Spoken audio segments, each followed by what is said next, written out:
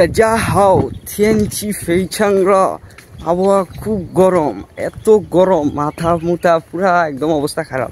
26 degree চলতেছে, 26 ডিগ্রিতেই অবস্থা। কালকে বৃষ্টি হয়েছে, কালকে ছিল ঠান্ডা, আজকে গরম, আবার ঠান্ডা আবার গরম, মানে আবহাওয়ার কোনো ঠিক ঠিকানা নাই এই জায়গাতে।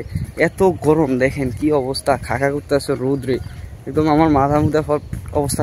আজকে আবহাওয়া প্রচুর গরম, আর তার মধ্যে আজকে হলো স্কুল বন্ধ।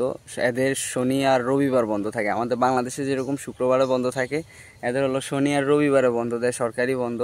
একটা মজার বিষয় হলো কি, সরকারি বন্ধতে ধরেন আমাদের এই সিটিতে বাস আর হলো মেট্রো দুইটাই ফুল ফ্রি থাকে, একদম সারাদিনের জন্য ফুল ফ্রি থাকে।